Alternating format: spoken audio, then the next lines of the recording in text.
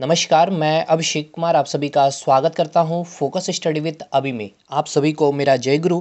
आज हम लोग स्टार्ट करने वाले हैं मतलब क्या ख़त्म करने वाले हैं आपका ग्रेविटेशन चैप्टर को यानी कि गुरुत्वाकर्षण टॉपिक को। सेकंड क्लास है और ये आज का अंतिम पार्ट हुआ। कल हमने बहुत डिटेल में समझा गुरुत्वाकर्षण बल के बारे में। क्या कहा था हमने कि आपकी जो यूनिवर्स है यानी कि आपकी जो ब्रह्मांड है, ठीक है ना, ब्रह्मांड की सारी वस्तुएं एक दूसरे के ऊपर क्या करती है, एक फोर्स लगाती है, या फिर आप कह सकते हैं कि ब्रह्मांड में रखी हर एक वस्तुएं एक दूसरे को अपनी ओर खींचती है। जैसे कि ये एक पेन का ढक्कन हो गया और ये एक पेन हो गया। अब ये दो वस्तुएं जो है एक दूसरे के ऊपर क्या कर रही है, एक फोर्स लगा रही होती है। यानी ये पेन का ढक्कन भी इस पेन पर एक फोर्स लगा रहा होगा और ये पेन भी इस ढक्कन पर एक फोर्स लगा रहा होगा। और ये फोर्स को मैंने क्या कहा था, आपको ग्रेविटेशनल फोर्स का नाम दिया था। फिर उसके हमने कई सारे प्रॉपर्टीज़ देखे। अब आपके मन में ये भी डाउट आ रहा था कि सर आपने कहा कि ब्रह्मांड में जितनी भी वस्तुएं हैं, या फिर आपने ये कहा कि ये जो पेन का ढक्कन है इस पेन के ऊपर और ये पेन इस ढक्कन के ऊपर जो फोर्स लगाता है हम उसे कहते हैं ग्रेविटेशनल फोर्स, जिसकी नेचर होती है आकर्षण। यानी कि हम उसे कहते थे कि ये फोर्स क्या करती है, एक दूसरे को अपनी ओर खींचती है। तो अगर आप अपने रूम में बैठे हुए हैं और आपके रूम में रखा हुआ वो टेबल या अलमीरा या फिर फ्रीज, आप दोनों एक दूसरे के ऊपर क्या कर रहे होंगे, फोर्स लगा रहे होंगे। यानी वो फोर्स कैसा हो रहा होगा, ग्रेविटेशनल फोर्स हो रहा होगा। यानी कि एक दूसरे को खींच, यानी कि वो दोनों फोर्स, यानी कि आप जो बेड पर फोर्स लगा रहे होंगे और बेड आपके ऊपर जो फोर्स लगा रहा है वो फोर्स क्या है, ग्रेविटेशनल फोर्स है। मतलब एक दूसरे को खींच रहे होंगे, बट आप लोग दोनों एक अपने अपने ही पोजीशन पे बने रहते हैं। ना तो बेड आपकी ओर आ जाते हैं और ना ही आप बेड की ओर चले जाते हैं। ऐसा क्यों होता है इसको मैंने बहुत अच्छे से एक्सप्लेन कर दिया था आपको। फिर आपको एग्जाम्पल दिया था कि जो सूर्य है, ठीक है, ये जो आपका सूर्य था, इस सूर्य के चारों तरफ आपकी जो पृथ्वी क्यों घूमने लगी थी। ये आपकी पृथ्वी है और ये सूर्य है। तो ये सूर्य का अपना कोई मास है और इस पृथ्वी की भी अपनी मास है। तो इस इट मीन्स इसके बीच में भी क्या कर रहा था, एक फोर्स लग रहा था, जिसको हमने क्या कहा, गुरुत्वाकर्षण बल। यहाँ पे मैंने सर्कुलर मोशन में आपको समझाया था कि कोई भी बॉडी अगर सर्कुलर मोशन में अगर गतिमान है या फिर मोशन में है तो उसके बीच एक फोर्स रिस्पॉन्सिबल होता है, जिसको हमने कहा था सेंट्रीपिटल फोर्स। और फिर आपको मैंने यहाँ पे प्रूव भी कर दिया कि वो सेंट्रीपिटल फोर्स जो हमने गुरुत्वाकर्षण में सर्कुलर मोशन में कहा था कि सेंट्रीपिटल फोर्स जो सूर्य और पृथ्वी के बीच में लग रहा होता है उसे हम क्या कहते हैं, गुरुत्वाकर्षण बल। तो वही चीज़ हमने यहाँ बताया था कि ये जो सन है और इस पृथ्वी, ये जो पृथ्वी इसके चारों तरफ जो घूम रही होती है, इसके पीछे रीज़न मैंने क्या बताया था आपको, ये ग्रेविटेशनल फोर्स। लेकिन यहाँ पर आपको मैंने आपको क्या किया, डिटेल में ये बताया कि यहाँ पर आपका अर्थ इस सूर्य के चारों ओर क्यों घूम रहा है, ये सूर्य क्यों नहीं इस पृथ्वी के चारों ओर घूम रहा था। ठीक है, ये सब हमने पूरा क्लियर किया है। तो चलिए आज हम लोग समझेंगे एक्सेलरेशन ड्यू टू ग्रेविटी को, यानी कि गुरुत्वीय त्वरण को। इससे पहले मैं आपसे एक बार फिर से बोलूँगा कि अपने दोस्तों को बताइए इस एप्लीकेशन के बारे, फोकस स्टडी विद अभी के बारे में, जहां हम लोग science maths plus test series free with video solution, reasoning और कंप्यूटर का पूरा फ्री मॉक टेस्ट आप लोगों के लिए अवेलेबल कराया गया है एप्लीकेशन में, बहुत ही मिनिमम फी में। और ये कंप्यूटर पूरा का पूरा फ्री ही है। ठीक है, 180 प्लस मार्क्स आपका यहाँ से कवर हो जाएगा। जेएसएससी सीजीएल की अगर बात करते हैं तो खास करके इंपॉर्टेंट जेएसएससी जेपीएससी के जितने भी एस्पिरेंट्स हैं इस टेलीग्राम ग्रुप को अवश्य से ज़रूर ज्वाइन करिएगा। ठीक है, तो चलिए आज की क्लास हम लोग स्टार्ट करते हैं। और एक सबसे इंपॉर्टेंट, जितने भी मेरे पेड के क्लास स्टूडेंट्स हैं, यानी कि इस एप्लीकेशन में जो क्लास ले रहे हैं साइंस की, मैथ्स का तो ऑलमोस्ट कंप्लीट है, रीजनिंग अभी आपका चल ही रहा है, तो 12 के बाद से एप्लीकेशन में पूरा का पूरा फुल फेज से मेरी वीडियो आनी स्टार्ट हो जाएगी। 2-3 दिन के लिए थोड़ा सा अभी वीडियो थोड़ा कम मिलेगा साइंस में। ठीक है, 12 के बाद टारगेट होगा कि इस मंथ में आपका मैं पूरा का पूरा फिजिक्स खत्म कर दूं। ठीक है, और एकदम अच्छे से जिस प्रकार से आप देख रहे हो भाई। तो चलिए आज हम लोग आते हैं अपने टॉपिक पे, यानी कि एक्सेलरेशन ड्यू टू ग्रेविटी पे, जिसे हम हिंदी में कहते हैं गुरुत्वीय त्वरण। देखिए, इस एक्सेलरेशन ड्यू टू ग्रेविटी के अगर आप देख रहे होगे ये जो टॉपिक, यहाँ पर आपको क्या मिल रहा है, एक्सेलरेशन मिल रहा है एक नया चीज़ आपको, और एक चीज़ नया चीज़ मिल रहा है आपको, ग्रेविटी, गुरुत्वीय और त्वरण। लेकिन आपको एक्सेलरेशन से आप पूरी तरह से भली भांति आप क्या है, परिचित हैं, यानी कि त्वरण से। आपका एक्सेलरेशन क्या था, एक्सेलरेशन क्या था आपका, अगर मैं यहाँ पे आपको रिकॉल करवाऊँ तो एक्सेलरेशन क्या था, rate of change in velocity. ठीक है ना, यानी कि समय के साथ वेग में परिवर्तन के दर को क्या कहा जाता है, आपका त्वरण कहा जाता है। यही चीज़ हमने कहा था। मतलब ये था कि समय के साथ आपके जो वेलोसिटी में, यानी कि आपकी जो वेग में परिवर्तन आ रहा है, यानी कि आपकी वेलोसिटी है, अगर आप यहाँ पर आप खड़े हैं, आपकी वेलोसिटी यहाँ मान के चलते हैं 2 मीटर पर सेकंड है, तो ये पहले सेकंड की अगर बात कर लें तो दूसरे सेकंड में आपकी वेलोसिटी 4 मीटर पर सेकंड हो गई है, यही चीज़ हो गई। तो यहाँ पर आपकी क्या हुई, वेलोसिटी v1 क्या थी आपकी 2 मीटर पर सेकंड, और अब जो v2 हो गई आपकी 4 मीटर पर सेकंड। यहाँ पे क्या आया, वेलोसिटी में चेंज आया, टेल भी आया, किसके, आपके सेकंड के रिस्पेक्ट में, समय के रिस्पेक्ट में, ठीक है। तो यही आपको क्या हो गया, एक्सेलरेशन। ये हमने काफ़ी डिटेल समझा है मोशन चैप्टर में, ठीक है भाई। अब आपके लिए जो एक नई वर्ड है यहाँ पर ग्रेविटी, यानी कि गुरुत्वीय, या फिर आप बोल सकते हैं यहाँ पर ग्रेविटी फोर्स को समझेंगे। तो बात करते हैं इस ग्रेविटी के ऊपर या फिर गुरुत्व के ऊपर। देखिए यहाँ मैंने लिखा है ग्रेविटी फोर्स, या फिर आप इसे कहते हैं गुरुत्व बल। अब ये होता क्या, इसको समझिएगा। ये आपकी जो पृथ्वी है, ठीक है, ये आपकी क्या है, पृथ्वी है। पृथ्वी जो है किसी भी वस्तु पर, यानी कि पृथ्वी जो है आपकी, यानी कि ये जो आपकी अर्थ है, ठीक है, ये जो आपकी अर्थ है, किसी वस्तु, या फिर ऐसे भी समझिए ये आपकी पृथ्वी है और आपका यहाँ पर कोई एक ऑब्जेक्ट है, या फिर यहाँ पर आप ही खड़े हैं, ठीक है। तो ये पृथ्वी और आपके बीच में जो फोर्स लग रहा होता है, ठीक है ना, जो फोर्स लग रहा होता है, ये कौन सा फोर्स होता है, तो ये फोर्स को आप नाम देते हैं ग्रेविटी फोर्स, ठीक है। इसको हम क्या नाम देते हैं, ग्रेविटी फोर्स। देखिए ये ग्रेविटी फोर्स कुछ अलग चीज़ नहीं है। हमने क्या कल बताया था, पृथ्वी जिसकी अपनी कोई मास है m1, और ये एक ऑब्जेक्ट जिसकी अपनी मास है m2, ठीक है। तो हमने ये कहा था कि कोई भी वस्तु जिसकी अगर अपनी खुद की मास होगी, ठीक है, और हमने अभी क्या आपको बताया कि ब्रह्मांड में जो भी वस्तुएं हैं, हर वस्तु एक दूसरे के ऊपर फोर्स लगा रहा होता है इक्वल मैग्नीट्यूड में, इक्वल परिमाण में, जिसे हम क्या नाम देते हैं, गुरुत्वाकर्षण बल। तो वही चीज़ हम यहाँ बता रहे हैं कि ये पृथ्वी इस व्यक्ति के ऊपर एक फोर्स लगा रहा होगा, और ये व्यक्ति इस पृथ्वी के बीच में एक फोर्स लगा रहा होगा, जिसे हम क्या कहते थे, गुरुत्वाकर्षण बल, ठीक है। लेकिन एक बात सबसे इंपॉर्टेंट चीज़ ये याद रखिएगा कि अगर हम जब अर्थ की बात कर रहे होते हैं, उस केस में अर्थ जब किसी वस्तु पे फोर्स लगा रहा होता है, या फिर वो वस्तु अर्थ पे फोर्स लगाता है, तो उसको हम नाम देते हैं ग्रेविटी फोर्स, ठीक है। उसको हम क्या नाम देते हैं, ग्रेविटी फोर्स। ग्रेविटी फोर्स, अब इसका नेचर अगर आपसे पूछ लिया जाए कि ग्रेविटी फोर्स का नेचर कैसा होगा, तो सिंपल सी बात है, ये ग्रेविटी फोर्स क्या है, एक तरह का ग्रेविटेशनल फोर्स ही तो हुआ। तो इसका नेचर कैसा होगा, आकर्षण बल होगा। ये कैसा होगा, ये आकर्षण बल होगा, यानी कि ये कैसा फोर्स होगा, ये अट्रैक्टिव फोर्स होगा, अट्रैक्टिव फोर्स होगा, ठीक है। देखिए ये ग्रेविटी, आपने कल जो पढ़ा ग्रेविटेशनल फोर्स, और आज आप देख रहे गुरुत्व बल, ये कोई अलग सी चीज़ नहीं है भाई, ठीक है ना। ये गुरुत्व बल कोई अलग नहीं है। मैंने बस ये कह दिया आज कि जब पृथ्वी और किसी वस्तु के बीच में, ठीक है ना, जो फोर्स लगेगी हम उसे क्या नाम देंगे, गुरुत्व बल, या फिर कहेंगे उसे ग्रेविटी फोर्स, ठीक है। तो जो आपका ग्रेविटेशनल फोर्स का नेचर होगा वही इसका भी नेचर होगा, अट्रैक्टिव इन नेचर होगा। तो अब हमने यहाँ पे क्या देखा कि पृथ्वी की मास बहुत अधिक होने के कारण और इस ऑब्जेक्ट यानी कि इस व्यक्ति का मास बहुत कम होने के कारण दोनों एक दूसरे के ऊपर तो सेम अमाउंट का ग्रेविटेशनल फोर्स, या फिर हम क्या कहेंगे, ग्रेविटी फोर्स तो लगा रहा है, बट ये पृथ्वी को ये वस्तु अपनी ओर तो नहीं खींच पाया क्योंकि इसकी मास बहुत अधिक होने के कारण। बट इस ऑब्जेक्ट का मास इतना कम होता है कंपैरेटिवली पृथ्वी के, तो ये वस्तु, ये अपने ऑब्जेक्ट को क्या करती है, पृथ्वी अपनी ओर खींच लेती है।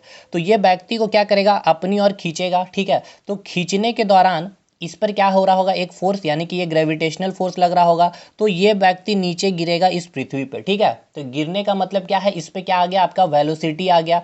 तो वेलोसिटी समय के साथ चेंज होती चली जाएगी इस व्यक्ति की, इट मीन्स यहाँ पर क्या आ जाएगा, आपका एक्सेलरेशन आ जाएगा, ठीक है। तो एक्सेलरेशन ड्यू टू ग्रेविटी हमने क्यों कहा, पृथ्वी ने जो फोर्स लगाया, ठीक है भाई, पृथ्वी ने जो फोर्स लगाया इस ऑब्जेक्ट के ऊपर, तो इस ऑब्जेक्ट पे फोर्स लगने के कारण इसमें क्या आया, आपने देखा एक मोशन आया, और इस मोशन के दौरान आपने क्या देखा, इसकी वेलोसिटी चेंज हुई समय के रिस्पेक्ट में। तो इसमें क्या आ जाएगा, इस व्यक्ति में एक्सेलरेशन आ जाएगा। तो ये एक्सेलरेशन क्यों आया, पृथ्वी के लगाए गए फोर्स के कारण। पृथ्वी द्वारा लगाए गए फोर्स को हम क्या कहते हैं, ग्रेविटी फोर्स। इसीलिए हमने कहा एक्सेलरेशन ड्यू टू ग्रेविटी, यानी पृथ्वी के द्वारा जो फोर्स लगाया गया उस द्वारा आप चाहे सेब को ऊपर फेंकिए, ठीक है, या कोई स्टोन को ऊपर फेंकिए, या किसी व्यक्ति को ऊपर फेंकिए, वो वापस नीचे ही गिरेगा। क्यों, कि पृथ्वी ने उस ऑब्जेक्ट पर आपका ग्रेविटी फोर्स लगाया, और इस ग्रेविटी फोर्स के कारण ठीक है ना, उस बॉडी को ये अपनी ओर खींच रहा है, तो जिसमें उसके व्यक्ति की या फिर उस ऑब्जेक्ट की जो वेलोसिटी चेंज हो रही है विथ रिस्पेक्ट टू टाइम, उसमें आपको एक्सेलरेशन देखने को मिला। इसलिए हमने नाम दिया एक्सेलरेशन ड्यू टू ग्रेविटी या फिर गुरुत्वीय त्वरण। यहाँ तक चीज़ें क्लियर है या नहीं है, ये बताइए। अभी आपको ये तो समझ में आ गया कि एक्सेलरेशन ड्यू टू ग्रेविटी क्या होता है, गुरुत्वीय त्वरण क्या होता है, ये पूरा अच्छे से क्लियर हो गया। एक टर्म मैं और अभी क्लियर करूंगा आपका, एक है जो आपका वेट हम जिसे बोलते हैं, ठीक है, WEIGHT वेट, जिसको हिंदी में बोलते हैं भार। यानी कि आपसे कभी पूछा जाता है या फिर आप ही बोलते हैं कि हमारा वेट कितना है, 5 kg वेट है या फिर 10 kg वेट है या फिर 80 kg वेट है या फिर 40 kg वेट है, ठीक है। अब ये जब वेट की बात हो रही होती है, ठीक है ना भाई, जब ये वेट की बात हो रही होती है तो ये वेट को हम कैसे डिफाइन करें, या फिर ये हमें जो वेट फील होता है वो किस कारण फील होता है, या हमारी उतनी वेट क्यों होती है। और फिर जब अभी इसको क्लियर जब करेंगे वेट को, उसके बाद हम पढ़ेंगे मास, कि मास और वेट में क्या डिफरेंस है। तो समझिएगा वेट क्या होता है। ये आपकी क्या थी, पृथ्वी थी, ठीक है, ये आपकी क्या है, पृथ्वी है, ये आपकी क्या है, अर्थ है, ठीक है भाई। और यहाँ पर आप इस प्रकार से आप यहाँ पर खड़े हैं, ठीक है। तो और सिंपल सी बात है, आपकी क्या है, एक मास होगी m1 मास होगी, और इस अर्थ की भी क्या होगी, m2 मास होगी। आप क्या कर रहे होंगे, इस अर्थ पर फोर्स लगा रहे होंगे, और ये अर्थ क्या कर रहा होगा, इस व्यक्ति पर फोर्स लगा रहा होगा। बताइए लगा रहा होगा कि नहीं लगा रहा होगा, बिल्कुल लगा रहा होगा। तो अब तो यहाँ पर क्या देखा गया, इस अर्थ की मास बहुत अधिक होने के कारण, ठीक है, बहुत अधिक होने के कारण, बहुत अधिक होने के कारण ये ऑब्जेक्ट को अपनी ओर खींच ली, ठीक है। तो इस व्यक्ति को क्या हो रहा होगा, अपना कोई एक वेट फील हो रहा होगा, बताइए हो रहा होगा कि नहीं हो रहा होगा, इसको WT लिखते हैं वेट को। तो ये व्यक्ति को जो WT फील हो रहा है, या फिर कोई एक स्टोन होगा, ठीक है, तो इस स्टोन का भी अपना कोई एक वेट होगा। तो ये वेट कैसे डिसाइड होता है, तो समझिएगा, ये जो अर्थ, ठीक है, इस व्यक्ति पे क्या किया, एक ग्रेविटी फोर्स लगाया, या फिर इस स्टोन पर एक ग्रेविटी फोर्स लगाएगा, ठीक है। तो ये ग्रेविटी फोर्स जो लगा उसको हम लिख रहे हैं एफ, ठीक है भाई, ये क्या है, एफ है। क्यों, क्योंकि यही ग्रेविटी फोर्स के कारण तो ये व्यक्ति को अपनी ओर खींच ले रहा है, या फिर ये स्टोन को अपनी ओर खींच ले रहा है, या फिर आप कहेंगे इस एप्पल को ये क्या कर रहा है, अपनी ओर खींच ले रहा है, ये ग्रेविटी फोर्स के कारण ही। ये अर्थ ने इस सेब के ऊपर भी फोर्स लगाया, और ये सेब ने इस अर्थ के ऊपर भी इक्वल अमाउंट में फोर्स लगाया, लेकिन अर्थ की मास बहुत अधिक होने के कारण ये सेब अर्थ को अपनी ओर तो नहीं खींच पाया, लेकिन इस सेब को अपनी ओर खींच लिया। तो ये खींचा खींचा जो उस फोर्स को हमने क्या कहा, ग्रेविटी फोर्स है, तो वो ग्रेविटेशनल फोर्स ही, लेकिन जब अर्थ रहेगा तो वहाँ पर हम क्या कहेंगे, ग्रेविटी फोर्स। तो इस फोर्स के कारण इसमें क्या आया, एक गति आया, इस स्टोन में भी क्या आया, गति आया, इस व्यक्ति में भी क्या आया, एक गति आया। गति आया मतलब क्या आया, वेलोसिटी आया। समय के साथ उसकी वेलोसिटी चेंज हो रही होगी, नीचे गिरेगी तो इंक्रीज होती चली जाएगी। तो इंक्रीज होने के दौरान, यानी कि समय के साथ अगर वेग में परिवर्तन आ रहा है, यानी कि rate of change of velocity, तो उसको हमने क्या कहा, एक्सेलरेशन ड्यू टू ग्रेविटी। अब इसको अपनी ग्रेविटी फोर्स से जब इस व्यक्ति को नीचे खींचा, तो नीचे खींचा मतलब कि एफ लग रहा है, यानी एफ को हम क्या लिखते हैं, मास इनटू एक्सेलरेशन। बताइए लिखते हैं कि नहीं। अब देखिए ये मास है, यहाँ पर व्यक्ति का मास हो गया, ये एक्सेलरेशन। तो ये जो व्यक्ति को जो नीचे खींच रहा है, ये किस एक्सेलरेशन से, तो यहाँ पर हम क्या लिखेंगे, एक्सेलरेशन ड्यू टू ग्रेविटी। क्या लिखेंगे, acceleration due to gravity, mg। अब देखिए ये अगर बात कर लिया जाए, अर्थ इस व्यक्ति को जो फोर्स लगा के खींच रहा था कितना था, mg। इस स्टोन को mg से, इस सेब को mg से, यानी कि कोई भी वस्तु को ये अर्थ किस ग्रेविटी फोर्स से खींच रहा होगा, mg से। और यही mg को हम क्या बोलते हैं, वेट लिखते हैं, ठीक है, इसी को हम क्या लिखते हैं, वेट। तो कभी भी अगर आपसे वेट का डेफिनेशन पूछा जाए तो आप डायरेक्ट वेट इक्वल्स टू जब mg लिख रहे होते हैं, तो इस mg का मीनिंग अब आपको क्या है, क्लियर हो गया, ठीक है, आपको क्या होगा, क्लियर हो गया होगा। तो वेट क्या है, वेट क्या है आपका, कि पृथ्वी कितने फोर्स से आपको या स्टोन को या सेब को या फिर किसी भी ऑब्जेक्ट को अपनी ओर खींचती है। खींचना इन द सेंस कि ये ग्रेविटी फोर्स के से आपको खींच रही है, ठीक है ना। जितने फोर्स से खींचेगी उतना ही आपको अपना वेट फील होगा, या फिर किसी ऑब्जेक्ट को अपना वेट फील होगा, ठीक है। अगर आप अपना वेट बोलते हैं कि हमारा वेट 60 kg है, इट मीन्स क्या है, 60 kg है, इट मीन्स क्या है, ये क्या है, 60 इक्वल्स टू m इंटू जी। ये m क्या हो गया, मास हो गया, ये g क्या है आपका 9.8, अभी मैं बताऊंगा 9.8 क्या है, और इधर g हो गया, यानी कि यहाँ से आप m कैलकुलेट कर लेंगे। तो जब मास की बात की जाएगी तो यहाँ से आपका मास निकलेगा, लेकिन due to acceleration due to gravity आपका जो मास से मल्टीप्लाई करते तो वो क्या होता है, वेट होता है। तो वेट समझ में आ गया, भार समझ में आ गया। क्या है कि पृथ्वी किसी भी वस्तु को कितने फोर्स से खींच रही है, ठीक है ना। तो जितने फोर्स से खींचेगी उतना ही आपको क्या होगा, वेट फील होगा। क्लियर हो गया यहाँ पे। अब आइए, एक वर्ड और है आपका, टर्म है जिसको हम कहते हैं मास, ठीक है, जिसको हम क्या कहते हैं, मास यानी कि द्रव्यमान। अब समझिएगा द्रव्यमान क्या होता है, मास क्या होता है।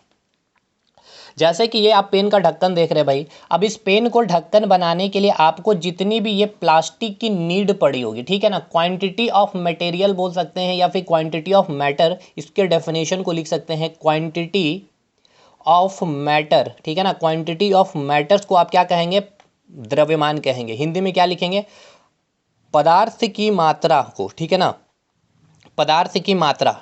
यानी जैसे ये पेन है, अभी इस पेन की मास क्या है, इस पेन की मास को हम कैसे डिफाइन करेंगे, तो इस पेन को बनाने के लिए हमें जितना प्लास्टिक मटेरियल का यूज़ हमने किया वही इस पेन का क्या होगा, मास होगा। लेकिन इसका अगर मैं वेट पूछ लूँ तो वेट कैसे हम डिसाइड करेंगे कि ये जो अर्थ है, ठीक है ना, ये अर्थ इसको कितना फोर्स से खींच रहा होगा, जितना भी फोर्स से खींच रहा होगा उसको, इस पेन को उतना वेट फील होगा या फिर उसका पेन का उतना वेट होगा। लेकिन इसका मास क्या है, इसका मास कि जिस प्लास्टिक से आपने या फिर कितने अमाउंट में आपने प्लास्टिक लेकर के इसको बनाया, ये इसका क्या हो जाएगा, मास हो जाएगा। जैसे कि अगर आपको ये एक पेपर दिख रहा है, ठीक है, ये रहा आपका एक पेपर, तो ये जो पेपर है, ठीक है, इस पेपर को बनाने के लिए कितना कागज़ का इस्तेमाल किया गया या कितने क्वांटिटी में कागज़ ली गई, उतना इसका क्या होगा, इस कागज़ का वेट हो, सॉरी कागज़ का क्या होगा, मास होगा। और 4-5 और भी पेज लेकर के इसको मिला करके इसको क्या कर दिया जाए, पूरी तरह से चिपका दिया जाए, तो इसका क्या हो जाएगा, मास इंक्रीज़ हो जाएगा। क्यों, क्योंकि इसमें क्वान्टिटी ऑफ मैटर यानी पदार्थ की मात्रा को क्या कर दी गई है, इंक्रीज़ कर दी गई है। तो मास क्या हो गया, क्लियर हो गया, समझ में आ गया। जैसे कि एक और एग्जांपल मैं देता हूँ, जैसे एक एग्जांपल लेते हैं हम लोग, जो होता है आपका कि एक बॉल ले लीजिए, ठीक है ना, कोस्को बॉल जो क्रिकेट का बॉल से खेलते हैं, कुछ कॉस आपको बॉल क्या होता है, हल्का लगता है और कुछ क्या होता है, भारी लगता है। क्या होता है उसमें कितना क्वांटिटी ऑफ मैटर यूज़ किया गया, यानी कि पदार्थ की मात्रा कितना यूज़ किया गया है, उसके अकॉर्डिंग ही उस बॉल का क्या होगा, आपका मास होगा। समझ में आ गया। यानी सिंपल सी बात है भाई कि आपने कितना उस बॉल को बनाने के लिए कितना आपने मटेरियल यूज़ किया है। आप जितना अधिक मटेरियल यूज़ करेंगे मास उसका उतना ज़्यादा होगा, जितना कम मटेरियल यूज़ करेंगे उसका मास क्या होगा, उतना ही कम होगा। बस सिंपल सी बात है। लेकिन अगर उसका वेट पूछ लेगा तो उस बॉल को, ठीक है ना, उस बॉल को पृथ्वी कितने फोर्स से खींच रही होगी वो उसका क्या होगा, उसका वेट होगा, या फिर उसको अपना वेट फील होगा उसका। अब एक चीज़ हमें ये बताइए, क्या मास या द्रव्यमान कभी चेंज हो सकता है किसी भी ऑब्जेक्ट का, तो आप क्या कहेंगे, नेवर, ठीक है ना, नेवर मास चेंजेस, ठीक है ना, नेवर मास चेंजेस। अब ऐसा क्यों, क्योंकि देखिए जब आपका एक बॉल बन के तैयार हो गया, ठीक है, तो अब क्या, अब उसकी मटेरियल क्या घटेगी, वो अलग बात है कि आप उसको यूज़ करते करते अब उसका मटेरियल कुछ पार्ट अलग हो जाएगा या ख़राब हो जाएगा तो उसको आप निकाल देंगे, तो उस कारण बात अलग है। लेकिन एक नया बॉल जब ये मार्केट में आया है ये बॉल, ठीक है, तो अब बिल्कुल नई है, यानी कि इसमें जितना मटेरियल यूज़ करना था मटेरियल बन गया है ये बॉल, तो उसका मास अब क्या हो गया, एक फिक्स हो गया। जैसे कि ये 2 kg इसका फिक्स हो गया। लेकिन क्या आप वेट के केस में ऐसा कर सकते हैं कि ये जो बॉल है आपका, ठीक है ना, यही बॉल का अगर हम वेट आपसे पूछ ले तो क्या ये बॉल का वेट क्या फिक्स होगा हर जगह, तो ये आपका फिक्स नहीं होता है, ये क्या होता है आपका चेंज होते रहता है। अब ये कैसे चेंज होते रहेगा, आइए हम उसको अब समझाते हैं। देखिए हमने अभी क्या देखा, आपको देखा ये कि एक्सेलरेशन ड्यू टू ग्रेविटी देखा। अच्छा, एक्सेलरेशन ड्यू टू ग्रेविटी को हमने क्या कहा, गुरुत्वीय त्वरण, जिसको हम लोग रिप्रेजेंट करते हैं स्मॉल जी से, ठीक है, इसको हम लोग रिप्रेजेंट करते हैं स्मॉल जी से।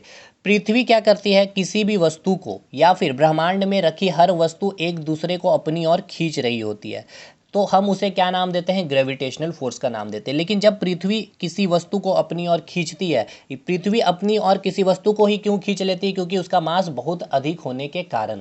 तो जब पृथ्वी किसी वस्तु को अपनी ओर फोर्स लगा के खींच रही होती है, उस फोर्स को हम कहते हैं ग्रेविटी फोर्स या फिर गुरुत्व बल। अब ये व्यक्ति को अपनी ओर खींच रही होगी, यानी इसमें क्या होगा, एक एक्सेलरेशन आएगा। ये एक्सेलरेशन क्यों आया, क्योंकि इसके नीचे गिरने के दौरान समय के साथ इसके वेलोसिटी में, इसके वेग में क्या आया, परिवर्तन आया। तो ये जो परिवर्तन आया यानी कि एक्सेलरेशन आया, और ये इस एक्सेलरेशन को हमने क्या नाम दिया, इस पृथ्वी के खींचने के कारण यहाँ पर इस बॉडी में एक्सेलरेशन आया, इसको इसलिए हम इसको नाम देते हैं एक्सेलरेशन ड्यू टू ग्रेविटी। ये ग्रेविटी क्या था, इस पृथ्वी द्वारा लगाया गया फोर्स। तो इस जी की वैल्यू अब क्या होती है, इसको समझिए। देखिए जी की वैल्यू जो होती है, ये आपको निकाला गया है 9.8 मीटर पर सेकंड स्क्वायर। इसका मतलब ये है कि ये जो आपकी पृथ्वी है, यानी कि ये जो आपकी अर्थ है, यहाँ आपको जो खींच रही है, ठीक है ना, ये जो आपको खींच रही है अपनी ओर, जी की कितनी वैल्यू से, 9.8 मीटर पर सेकंड स्क्वायर से। मतलब ये है कि हर एक सेकंड में आप जो नीचे गिर रहे होंगे, आपकी स्पीड कितने से इंक्रीज हो रही होगी, 9.8 मीटर पर सेकंड से इंक्रीज हो रही होगी। अगर मैं इसको 9.8 को अप्रॉक्स अगर 10 मीटर पर सेकंड स्क्वायर लिख दूं, इट मीन्स ये अब कैलकुलेशन थोड़ा इजी हो जाएगा। एक सेकंड में आपकी स्पीड कितनी इंक्रीज हो रही होगी, 10 मीटर पर सेकंड। मतलब अगर आप यहाँ पर अभी हैं, ठीक है ना, 0 सेकंड में, तो जब आप 1 सेकंड आपका जैसे ही यहाँ पर होता है तो आपकी स्पीड कितने यहाँ से यहाँ कितनी इंक्रीज हो जाएगी, 10 मीटर पर सेकंड हो जाएगी।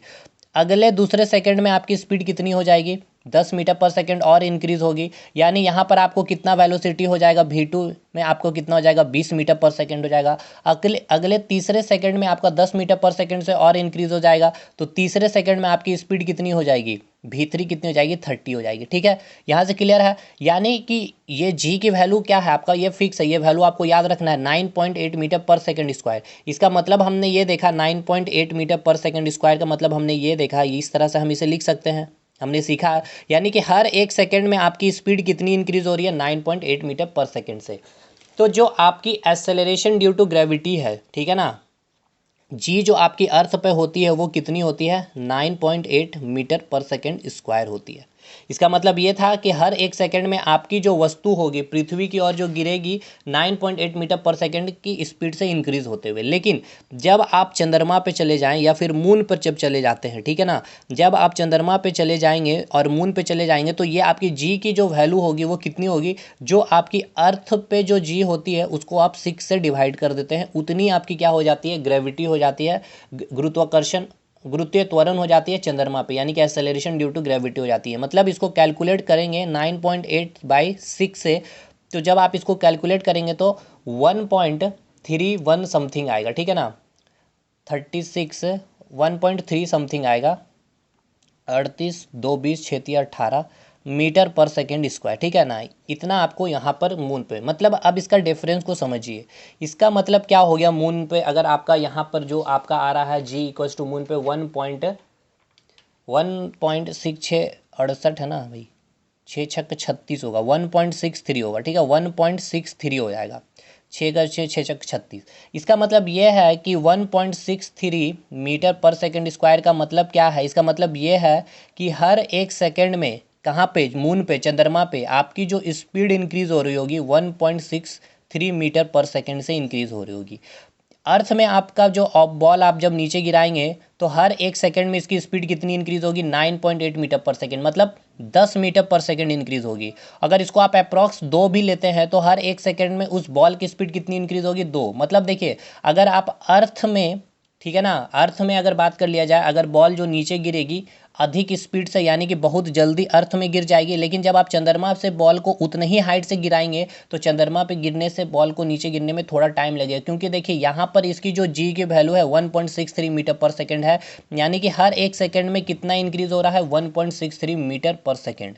अगर इसको हम अप्रॉक्स 2 भी मान लेते हैं, यानी कि चंद्रमा पे आपकी हर सेकंड में आपकी स्पीड कितनी इंक्रीज होगी, 2 मीटर पर सेकंड से।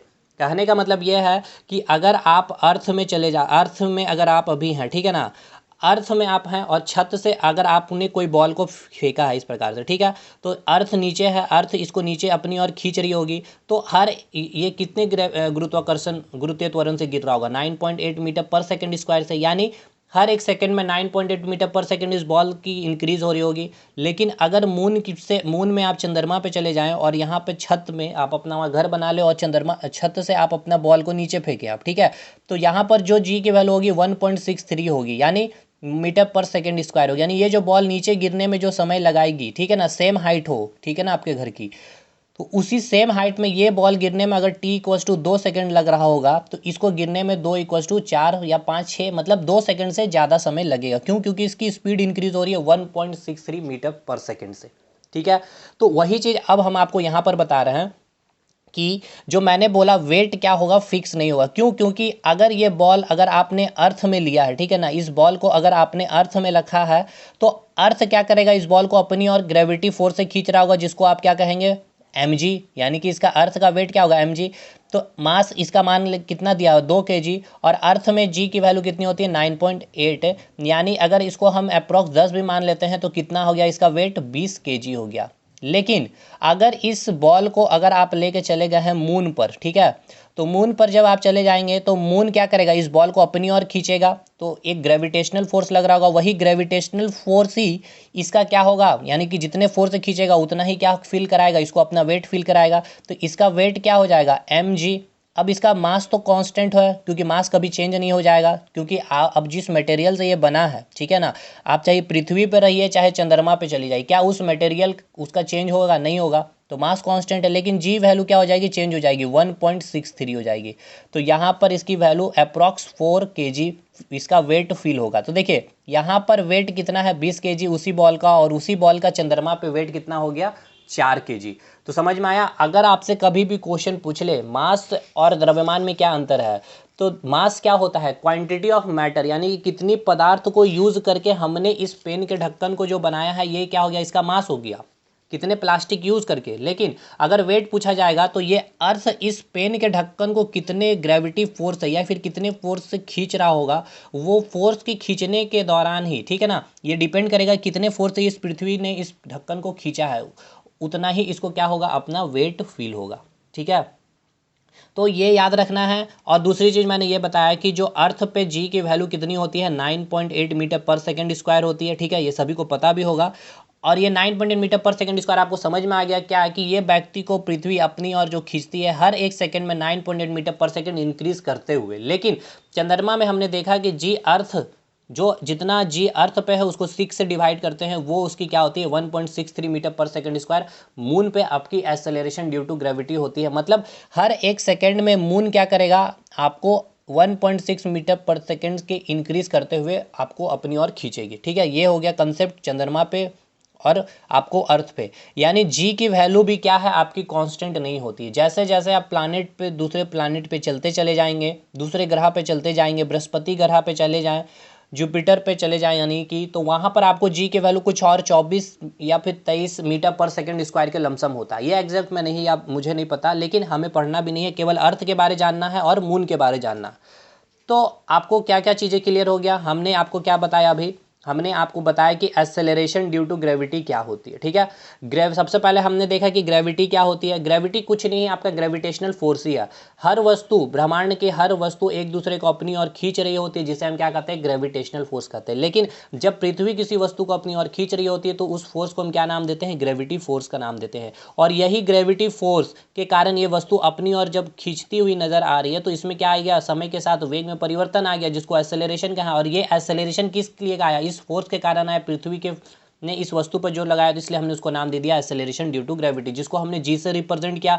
जी की वैल्यू कितनी होती है, 9.8 मीटर पर सेकेंड स्क्वायर होती है। लेकिन यही मून पर अगर हमने देखा तो इसकी वैल्यू कितनी हो जाती है, उसको 6 से डिवाइड कर देते हैं, यानी अर्थ पे जितनी ग्रेविटी है उसको 6 से डिवाइड करेंगे तो 1.63 मीटर पर सेकेंड स्क्वायर आएगा। फिर हमने मास और वेट का कंसेप्ट समझा कि वेट क्या होता है, कि कोई भी वस्तु को पृथ्वी जितने फोर्स से खींचेगी उतना उस वस्तु को अपना भार महसूस होगा। लेकिन मास क्या होता है, क्वांटिटी ऑफ मैटर, पदार्थ से कितने अमाउंट पदार्थ से उसको बनाया गया है वो डिपेंड करता है उसका मास। मास कभी चेंज नहीं होगा। अब इस बॉडी का, अब देखिए इस ढक्कन का क्या है, मास कभी चेंज होगा, ये प्लास्टिक से बन गया है, अब ये बन गया, अब इसका मास कभी चेंज नहीं होगा। लेकिन अब इस प्लास्टिक को अभी आपने अर्थ में रखा है तो इसका वेट हो सकता है 1 kg है, मान के चलते एक एग्जाम्पल। लेकिन अगर आप इसको चंद्रमा पे लेके चले जाएंगे तो इसका मास, अगर मान के चलते हैं इसका आधा केजी था, तो चंद्रमा पे भी आधे केजी ही रहेगी, हाफ केजी भी रहेगी। लेकिन वेट उसका वहाँ पे क्या हो जाएगा, चेंज हो जाएगा। क्यों, क्योंकि जी की वैल्यू क्या होगी, चेंज होगी। और वेट क्या है आपका, डिपेंड करता है किस पे, जी के ऊपर भी डिपेंड करता है। तो यहाँ पे अभी तक पूरी की पूरी चीज़ें क्लियर हो गई। अब हम देखेंगे आपकी क्या, वेरिएशन ऑफ जी, यानी जी का जो वेरिएशन कैसे कैसे होता है। अर्थ के सरफेस में हमने क्या बताया कि आपको जी की वैल्यू कितनी होती है, 9.8 मीटर पर सेकेंड स्क्वायर होती है। लेकिन ऐसा नहीं है, अर्थ के सरफेस में भी जी की वैल्यू स्लाइटली चेंज होती है। जैसे कि अगर आप इक्वेटर पे चले जाए तो जी की वैल्यू कुछ चेंज हो जाएगी। अब ऐसा नहीं है कि 9.8 से 4 मीटर पर सेकंड स्क्वायर हो जाएगा, या फिर शून्य हो जाएगा, या फिर 20-25 मीटर पर सेकंड स्क्वायर हो जाएगा, ऐसा नहीं होता। अर्थ के सरफेस में स्लाइटली चेंजेस देखने को मिलती है कि अगर विषुवत रेखा पे यानी फिर इक्वेटर पर रहेंगे तो हो सकता है 9.71 इस तरह से हो जाए, और जब आप पोल पे चले जाएंगे तो 9.82, मतलब बहुत ही स्लाइडली चेंज होता है, जिसे आप नेग्लेक्ट भी कर सकते हैं या फिर उसका इम्पैक्ट भी देखने को नहीं मिलता। तो अब हम लोग देखते हैं वेरिएशन ऑफ जी। ठीक है, देखिए वेरिएशन ऑफ जी से पहले एक चीज़ और समझ लीजिए, जी की वैल्यू कितना है 9.8 मीटर पर सेकंड स्क्वायर। कहाँ, ये आपका अर्थ का हम लोग बात कर रहे हैं। तो आपके मन में ये आ रहा होगा सर 9.8 मीटर पर सेकंड स्क्वायर कैसे निकला। तो देखिए जी इक्वल्स टू क्या होता है, यानी कि acceleration due to gravity equals to होती है G equals to capital G capital M upon R square. अब ये सारे टर्म को समझिए। जी क्या है आपका यूनिवर्सल, ये हमने कल बताया था, यूनिवर्सल ग्रेविटेशनल कांस्टेंट है, ठीक है ना, यूनिवर्सल ग्रेविटेशनल कांस्टेंट है, यानी कि सार्वत्रिक गुरुत्वाकर्षण नियतांक है। उसके बाद कैपिटल एम क्या है आपका मास ऑफ प्लैनेट है। क्या है आपका मास ऑफ प्लैनेट है, यानी कि इसको हम लोग क्या कहेंगे, ग्रह का द्रव्यमान। ठीक है, ग्रह का द्रव्यमान, ग्रह का द्रव्यमान। हिंदी यूनिवर्सल ग्रेविटेशनल कांस्टेंट कल हमने बहुत बार बोला है, आपको याद भी हो गया है। कैपिटल आर क्या है आपका, आर क्या है आपका रेडियस ऑफ अर्थ है ये, ठीक है ना, रेडियस ऑफ अर्थ है, यानी कि पृथ्वी की क्या है ये त्रिज्या है, पृथ्वी की क्या है ये आपकी त्रिज्या है। अब देखिए अर्थ की हम लोग निकाल रहे हैं 9.8 मीटर पर सेकंड कैसे स्क्वायर, तो हम लोग निकालते हैं जी इक्वल्स टू कैपिटल जी की वैल्यू कितनी होती है 6.67 इंटू 10⁻⁻11। मास ऑफ अर्थ कितना होगा, यहाँ पे मास ऑफ अर्थ कितना होगा 5.98 इंटू 10⁻24 kg, ठीक है, upon R square. Radius of earth कितना होता है, अगर मीटर में हम लोग लेंगे तो 6.4 इंटू 10⁻6 मीटर होगा। जब आप इसको सॉल्व करेंगे तो आपका वैल्यू आएगा 9.8 मीटर पर सेकंड स्क्वायर। ये हो गया एक्सेलरेशन ड्यू टू ग्रेविटी कहाँ की, अर्थ की। लेकिन यहाँ जब आप मून की बात कर रहे होंगे तो यहाँ पर आप क्या लेंगे, जी की वैल्यू सेम लेंगे, यहाँ मास ऑफ मून लेंगे और यहाँ रेडियस ऑफ मून लेंगे, ठीक है ना। रेडियस ऑफ मून जब आप लेंगे तो आपकी वैल्यू आएगी 1.63 मीटर पर सेकेंड स्क्वायर, ठीक है। समझ में आ गया ये कैसे निकलती है।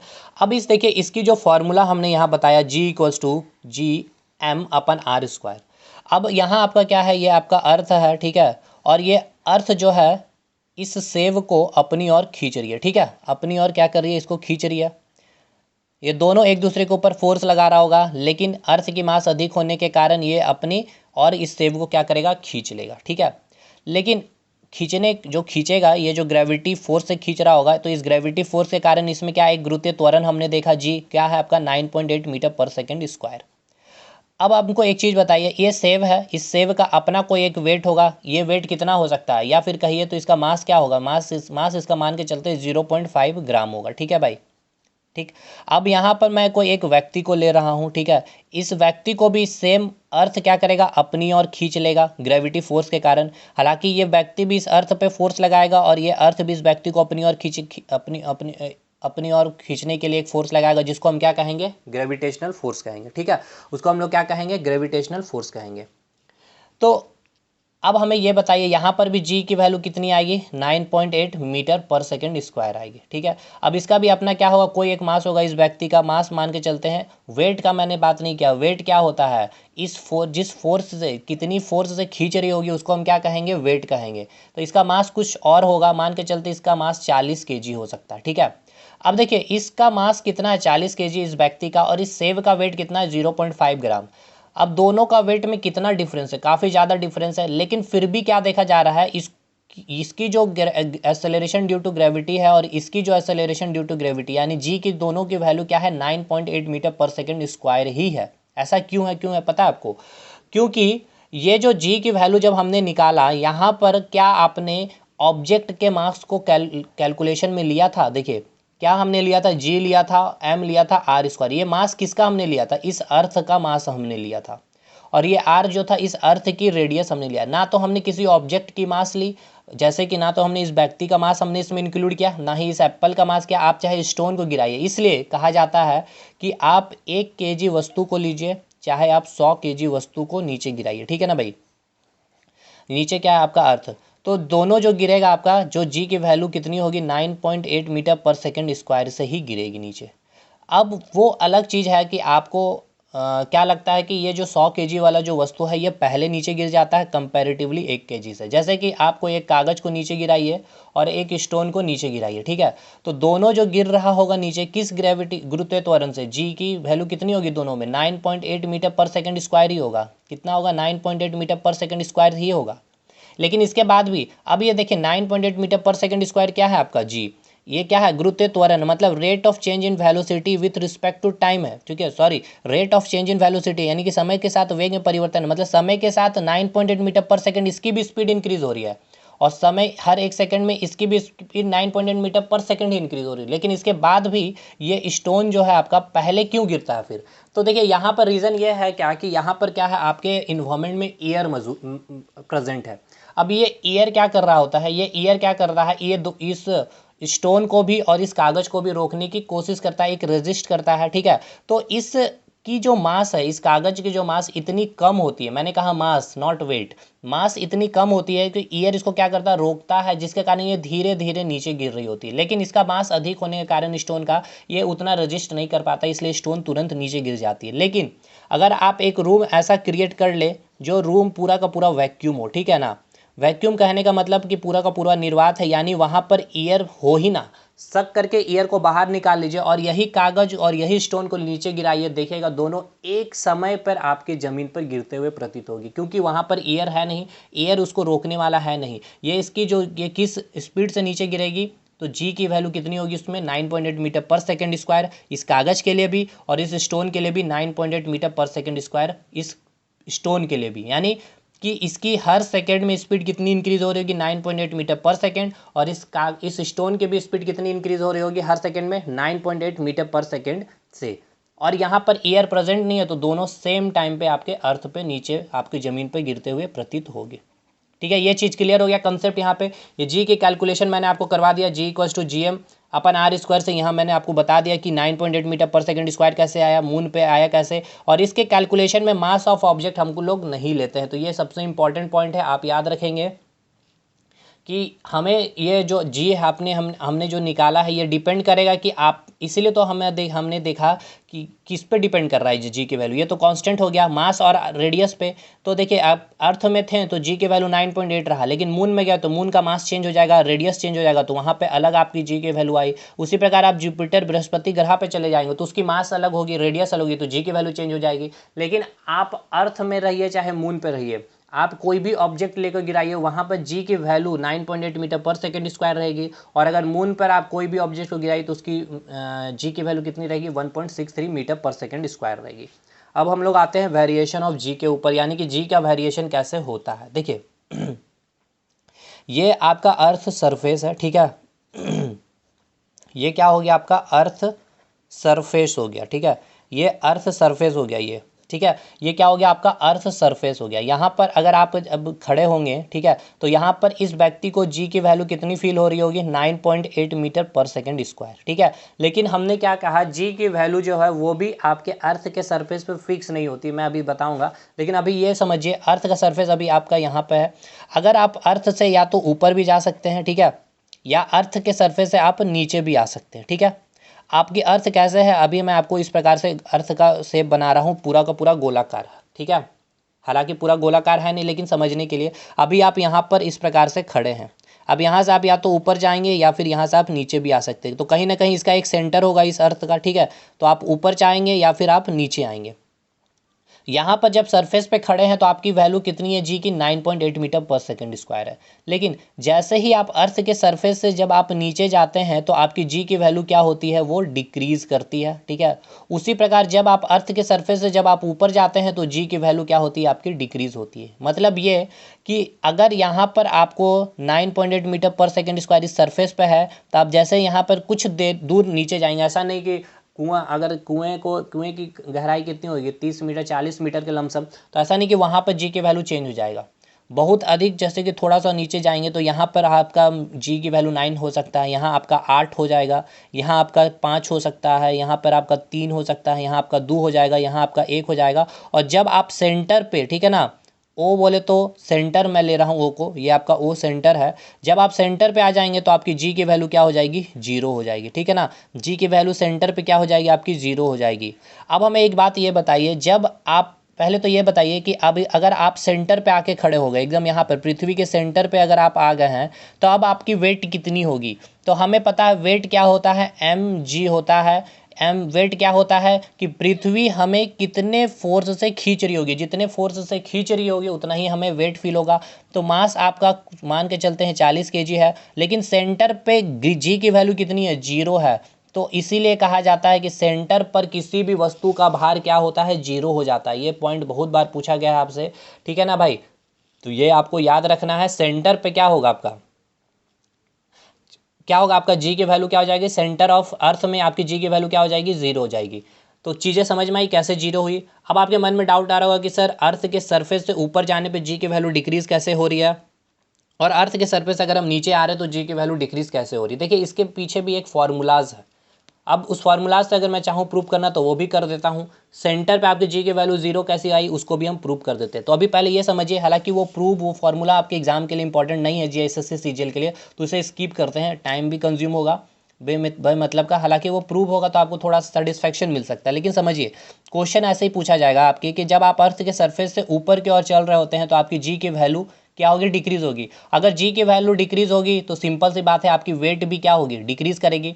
अर्थ के सेंटर से देखिए, अब यहाँ से समझिएगा, आप अर्थ के सरफेस से अगर अर्थ के सेंटर की ओर चल रहे हैं, ये सेंटर है, यहाँ से आप अर्थ के सेंटर की ओर चल रहे हैं तो आपकी जी की वैल्यू क्या हो रही है, डिक्रीज हो रही है, यानी ये वेट भी जीरो हो रहा होगा। और ये सेंटर पे आपकी वेट क्या हो जाएगी, पूरी की तरह से क्या हो जाएगी, जीरो हो जाएगी। ठीक है, आपकी वेट जीरो हो जाएगी और जी की वैल्यू जीरो है इसीलिए। तो अर्थ की सरफेस से ऊपर जाने पर जी की मान डिक्रीज होगी, ठीक है। अर्थ की सरफेस से अगर आप अर्थ के सेंटर की ओर चलेंगे तो जी की मान क्या होगी, घटेगी, ठीक है। और अर्थ के सेंटर, अब हमें यह बताइए, सुनिएगा ध्यान से, अर्थ के सेंटर है, आप यहाँ ठीक है खड़े हैं, आप अर्थ के सेंटर से अर्थ की सरफेस की ओर चल रहे हैं, ऊपर चल रहे हैं, तो यहाँ पर जी की वैल्यू क्या होगी। अब ऐसा नहीं कि यहाँ से आप ऊपर चल रहे हैं और मैंने बोला कि अर्थ की सरफेस से ऊपर चलने पर डिक्रीज होता है। क्या करते हैं आप लोग कि आप लोग इस तरह से याद करते हैं कि ऊपर जाने से जी की वैल्यू डिक्रीज और नीचे जाने से जी की वैल्यू डिक्रीज। तो अर्थ के सेंटर पे आपको खड़ा कर दिया जाएगा और आपको बोलेगा कि अब अर्थ के सेंटर से अगर आप ऊपर चलते हैं तो आपने याद रखा है ऊपर जाने पर डिक्रीज, तो आप यहाँ पर टिक कर देते हैं, जी की वैल्यू डिक्रीज होगी तो हमारा वेट भी डिक्रीज होगा। ऐसा नहीं है, जब आप अर्थ के सेंटर से ऊपर जाएंगे तो देखिए 1 से 2, 2 से 3, 3 से 5 इंक्रीज होते चला जाएगा अर्थ के सरफेस तक। तो जब अर्थ के सेंटर से आप अर्थ की सरफेस की ओर जाएंगे तो आपकी जी की वैल्यू इंक्रीज होगी और साथ के साथ आपका वेट भी इंक्रीज होगा, ठीक है, क्योंकि वेट आपका डिपेंड करता है जी के ऊपर भी, ठीक है, क्योंकि मास तो कांस्टेंट है, हमारा मास तो कांस्टेंट रहेगा।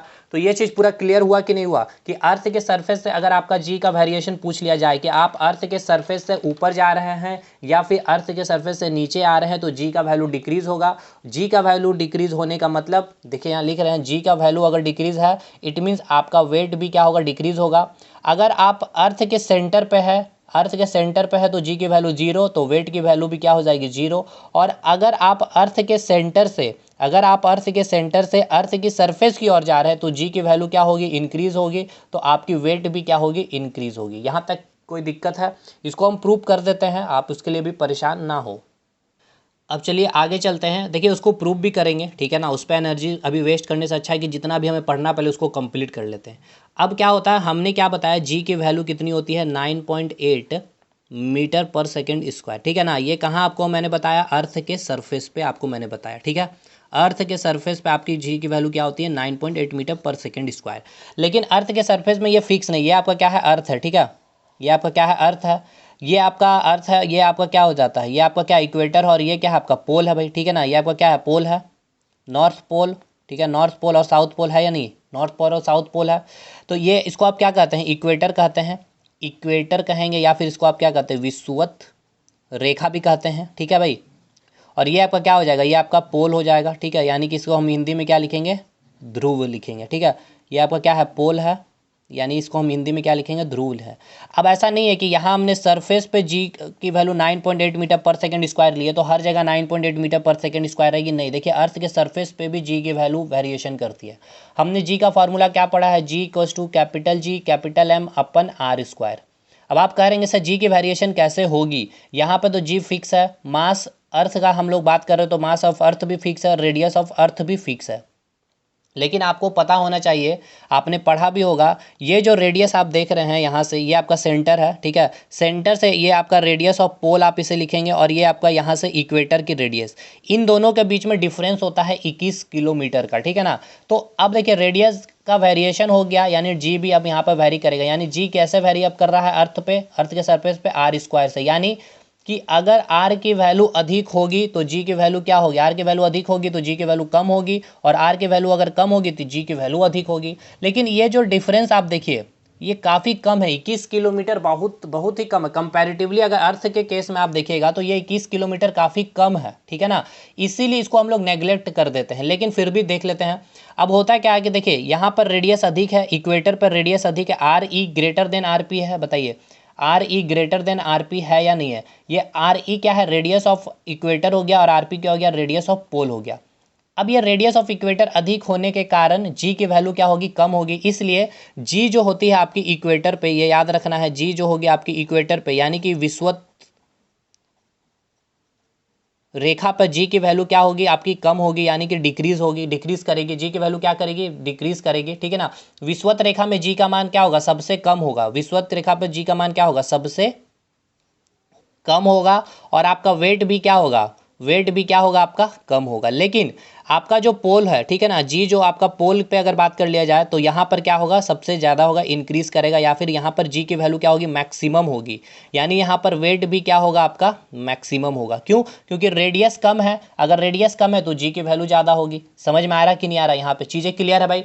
यानी कि आपको अब यहाँ पे ये भी क्लियर हो गया। और आपसे ये पूछेगा कि अगर आप इक्वेटर से पोल की तरफ जा रहे हैं तो आपका वेट इंक्रीज होगा या डिक्रीज होगा। तो सिंपल सी बात है, जैसे ही आप अर्थ से इक्वेटर से अगर आप पोल की तरफ जाएंगे तो आपका रेडियस क्या हो रहा है, घट रहा है। रेडियस घट रहा है तो जी की वैल्यू बढ़ रही है, जी की वैल्यू बढ़ रही है तो भाई हमारा वेट क्या हो रहा होगा, इंक्रीज कर रहा होगा, मैक्सिमम होगा। लेकिन जैसे जैसे हम पोल से इक्वेटर की ओर आएंगे तो हमारा क्या होगा, जी की वैल्यू डिक्रीज होगा। जी की वैल्यू डिक्रीज होगा तो हमारा वेट भी डिक्रीज हो जाएगा। जी की वैल्यू क्यों डिक्रीज होगी, क्योंकि रेडियस ऑफ इक्वेटर अधिक है, 21 किलोमीटर। तो रेडियस ऑफ इक्वेटर इंक्रीज होने के कारण, या फिर रेडियस जो है इंक्रीज होने के कारण जी की वैल्यू डिक्रीज हो जाएगी, ठीक है भाई।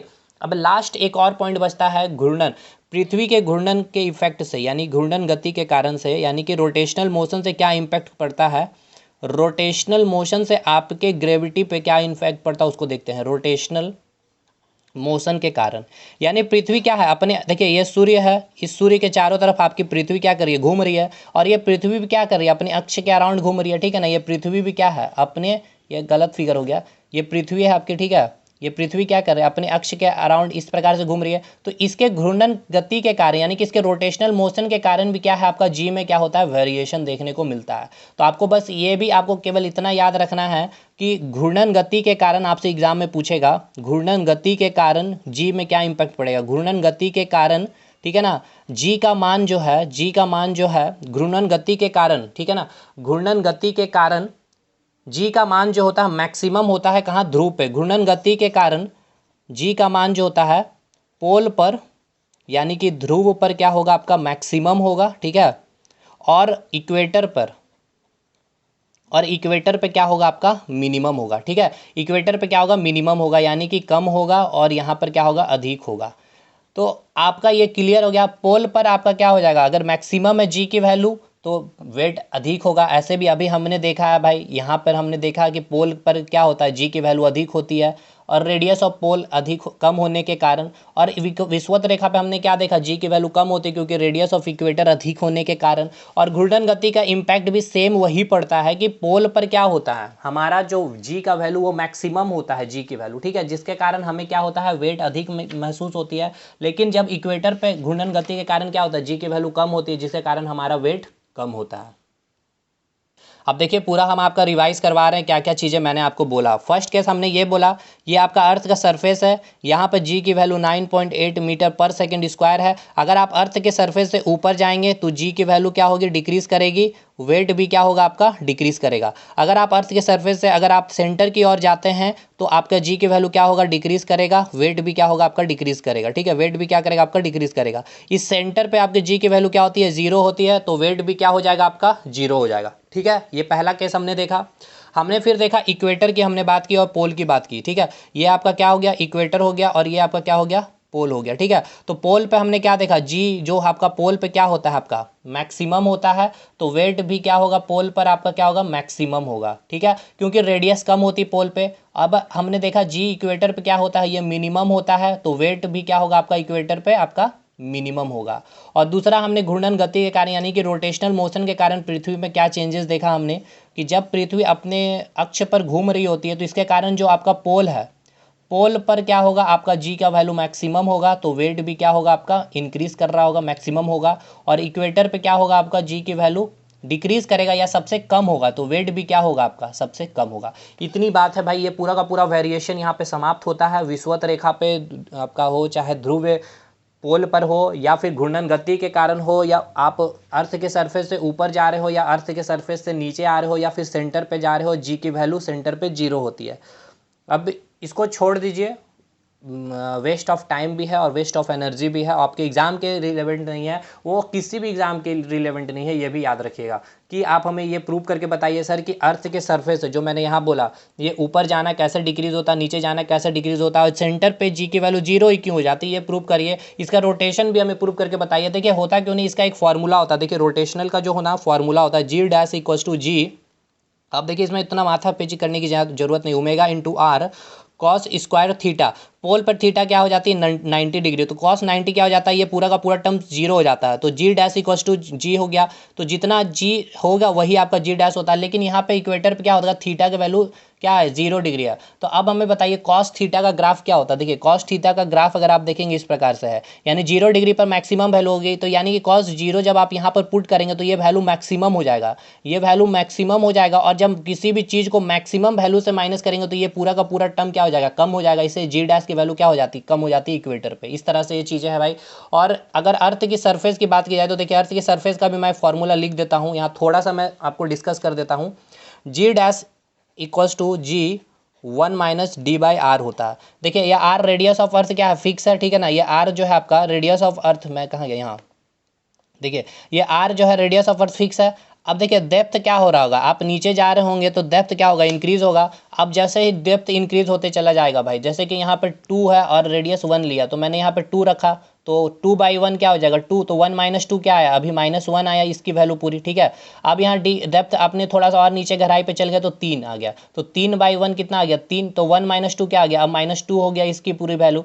तो देखिए यहाँ पे जी की वैल्यू क्या हो रही है, धीरे धीरे घटती चली जा रही है। तो ये आपका मैथमेटिकल है भाई, इसके लिए जरूरत नहीं, इसको इग्नोर करिए बस, ठीक है ना। इतना आपको चीज़ें समझ में आ गई, ऊपर जाएंगे तो डिक्रीज, वेट भी डिक्रीज, नीचे जाएंगे तो भी डिक्रीज, वेट भी डिक्रीज, सेंटर पे 0, वेट भी 0, घूर्णन गति के कारण। और पोल पर जी की वैल्यू क्या होती है सबसे अधिक, और इक्वेटर पे सबसे कम होता है। इतनी सी बात है। Acceleration due to gravity clear है, ग्रेविटेशन क्लियर है। आज यहाँ पे हम लोग ग्रेविटेशन खत्म करते हैं, इसका न्यूमेरिकल और वगैरह सब कुछ यूट्यूब पे हम लोग प्रैक्टिस कर लेंगे, ठीक है भाई।